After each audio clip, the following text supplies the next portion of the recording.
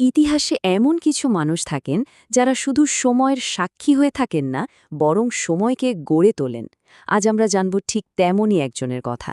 নবী মুহাম্মদ সাল্লাল্লাহু আলাইহি ওয়াসাল্লামের সেই ছায়াসঙ্গী হজরত আবু বকর রাজ, যিনি মুসলিম উম্মাহার সবচেয়ে কঠিন সময়ে হাল ধরেছিলেন এবং সবাইকে এক সুতোয় গেঁথে রেখেছিলেন। একবার ভাবুন তো সেই মুহূর্তটার কথা। নবীজির এন্তেকালের পর যখন পুরো মুসলিম কমিউনিটি শোকে আর বিভ্রান্তিতে দিশেহারা, তখন এই একটা বাক্যই যেন সবাইকে পথ দেখালো। এই কথাগুলোই ছিল হজরত আবু বকর রাজিয়াল্লাহ তাআলার চরিত্রের মূল ভিত্তি। সংকটের মুহূর্তেও একদম স্থির থাকা আর সত্যকে প্রতিষ্ঠা করা। আল্লাহ এক ও অদ্বিতীয়। আল্লাহ ছাড়া কোনো ইলাহ নেই। তো তার জন্ম হয়েছিল মক্কার সম্ভ্রান্ত কুরাইশ বংশে। ইসলাম আসার আগেও তিনি তার সততা আর প্রজ্ঞার জন্য সবার কাছে খুব সম্মানিত ছিলেন। মানুষ তাকে বিশ্বাস করত, তার ওপর নির্ভর করত। তাই যখন সত্যের ডাক এলো, তার মন কিন্তু সাড়া দিতে এক মুহূর্ত দেরি করেনি। তার ইসলাম গ্রহণ করার ব্যাপারটা ছিল একদম প্রশ্নাতীত। কোনো রকম সন্দেহ বা দ্বিধা ছাড়াই তিনি নবীজিকে বিশ্বাস করেছিলেন। আর এই গভীর আর নিঃস্বার্থ বিশ্বাসের কারণেই তিনি এমন একটা উপাধি পেয়েছিলেন যা তার পরিচয়েরই একটা অংশ হয়ে যায়। সিদ্দিক, যার মানে হল পরম সত্যবাদী। যখন নবীজি সাল্লাল্লাহু আলাইহি সাল্লাম মেরাজের মতো একটা অলৌকিক ঘটনার কথা বলছিলেন আর অনেকেই সেটা বিশ্বাস করতে পারছিল না, তখন আবু বকর রাও একটুও দ্বিধা না করে বলেছিলেন, যদি তিনি বলে থাকেন তবে তা অবশ্যই সত্য। এই নিঃশর্ত আস্থাই তাকে সিদ্দিক বানিয়েছিল।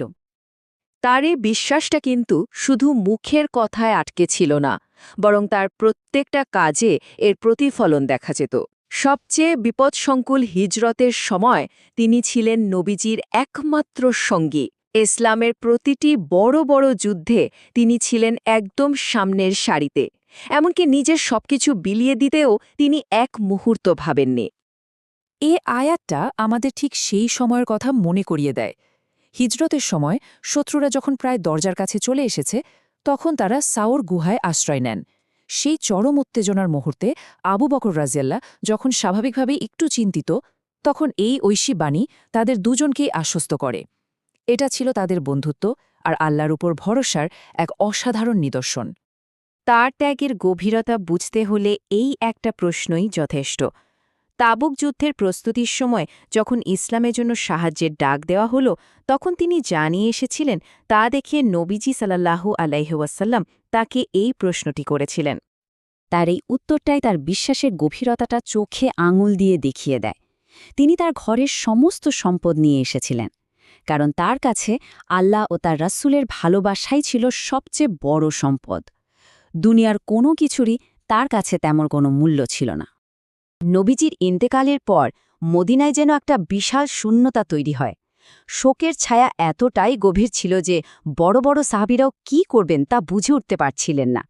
মুসলিম উম্মার জন্য এটা ছিল সম্ভবত সবচেয়ে বড় পরীক্ষা। আর ঠিক এই পরীক্ষাতেই আবু বকর রাজিয়াল্লাহু আনহুর নেতৃত্ব ফুটে ওঠে।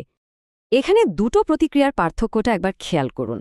একদিকে হজরত ওমরের মতো একজন দৃঢ়চেতা সাহাবীও শোকে প্রায় বিহল, আর অন্যদিকে আবু বকররা একদম স্থির থেকে পরিস্থিতি সামাল দিচ্ছেন। তার সেই ঐতিহাসিক ভাষণটাই কিন্তু বিভ্রান্ত মুসলিম সম্প্রদায়কে ঈমানের মূল কেন্দ্রে ফিরিয়ে এনেছিল, যে উপাসনা কোনো ব্যক্তির নয়, বরং এক আল্লাহর। প্রথম খলিফা হিসাবে নির্বাচিত হওয়ার পর তার প্রথম ভাষণটা ছিল বিনয় আর জবাবদিহিতার এক অসাধারণ উদাহরণ। তিনি নিজেকে ভুলের ঊর্ধ্বে মনে করেননি, বরং জনগণের কাছে নিজেকে জবাবদিহি করতে প্রস্তুত ছিলেন। এভাবেই তিনি ইসলামী রাষ্ট্রের ভিত্তিটা স্থাপন করেছিলেন। তার খেলাফতি সময়টা ছিল বেশ ছোট, মাত্র 2 বছরের কিছু বেশি। কিন্তু এই অল্প সময়েই তাকে অনেক বড় বড় চ্যালেঞ্জের মুখে পড়তে হয়েছিল। নতুন ইসলামী রাষ্ট্র তখন চারদিক থেকে হুমকির মুখে, কিন্তু তিনি ইসলামের ভিত্তি মজবুত করতে কিছু কঠিন আর যুগান্তকারী সিদ্ধান্ত নিয়েছিলেন। যেমন, যারা জাকাত দিতে অস্বীকার করেছিল তাদের বিরুদ্ধে যুদ্ধ ঘোষণা করে তিনি এটা প্রতিষ্ঠা করেন যে ইসলামের মৌলিক স্তম্ভগুলোর সাথে কোনো আপোষ চলবে না। তার জীবনের শেষ মুহূর্তগুলো ছিল নবীজির প্রতি ভালোবাসায় পরিপূর্ণ।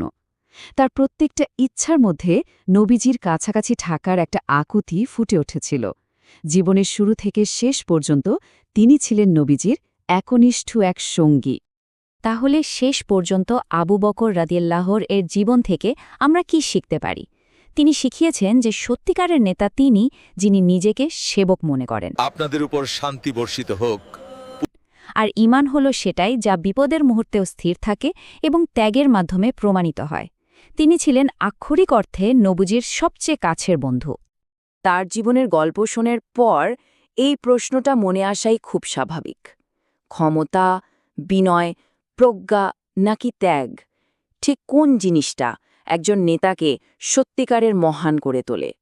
এই বিষয়টা নিয়ে ভাবার একটা সুযোগ কিন্তু থেকেই যায়।